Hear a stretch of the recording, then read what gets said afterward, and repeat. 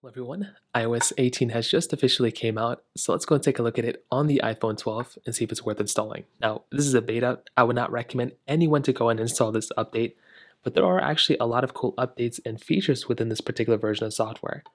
Now, take a looking at the screenshot, you can see it was about 6.91 gigabytes, pretty big size update for the most part. It says iOS beta gives you an early preview of upcoming apps and features and all this other stuff.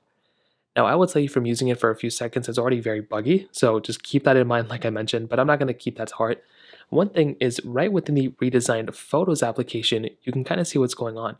So Apple said this was a big thing, you're getting this kind of new redesign. I'm going to make a full separate video about it, but I'm already kind of, having to get used to it, which is very interesting. Like I said, I'll say that for a different video. The home screen is something that got a really big update here. So on the front side, we have the ability of basically moving our app icons really wherever we want to on the screen. So we can leave it here, we can leave it here. It's actually a very, very cool thing.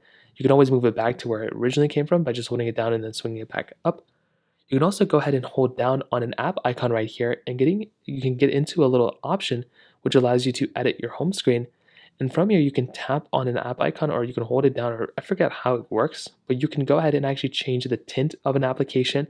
And you can go ahead and actually change the color of the application as well. Now, like I said, it works for some applications and I guess it doesn't work for others, but I guess we're going to have to kind of see it kind of interact with it in the future. But I guess you can make widgets within an application super quickly like this too. It's a very, very cool thing. On top of that, our control center has changed like crazy. So now we get this new little panel on the side, which allows us to basically swipe between media playback, widgets, so many different things. And our toggles are different now too. They're not like super squared, they're completely rounded. And they actually fill up the whole entire page now too, which is another really cool thing. And we can hold down on a particular control center toggle here. If we click on the plus button up here, we can actually change our control toggles here as well. So we don't have to go into the settings anymore. We can do that right within this particular application, which again is a very, very cool thing that we have here. Now on top of that, we have the ability of locking applications on our iPhone as well, which is another very big thing. You can even hide an app as well. You can hide it within your particular hidden folder inside of your particular iPhone, which is right here. And I'll demonstrate that in a second channel video as well. Meshes got some massive improvements too. So one, we have RCS message support, which is great.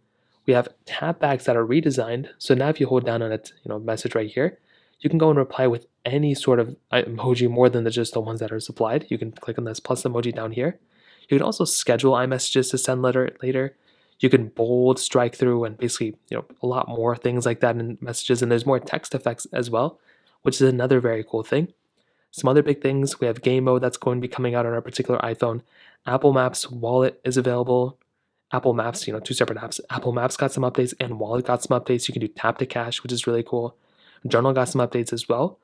And like I said, the Photos app was one of the biggest redesigns. You are now in a unified single display and you can kind of maneuver around whichever options. Like I said, it's going to take some time to getting used to. But overall, I will definitely tell you, iOS 18 is a very big update. Some people are stating it's one of the biggest updates Apple has ever made. Although I would not recommend anyone to install it, there are some really big improvements, including Apple Intelligence. Unfortunately, this iPhone does not support it, so I'm not going to go into too much into detail, but it's basically a big AI improvement Apple has done. I would say if you have an iPhone, that you're not using and it's the iPhone 12, go ahead and install it. Otherwise, I would not recommend anybody to install this particular update as of this point. So that pretty much covers it up there.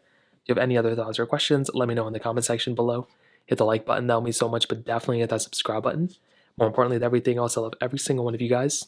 Hopefully I'll catch you guys in the next video. Peace out.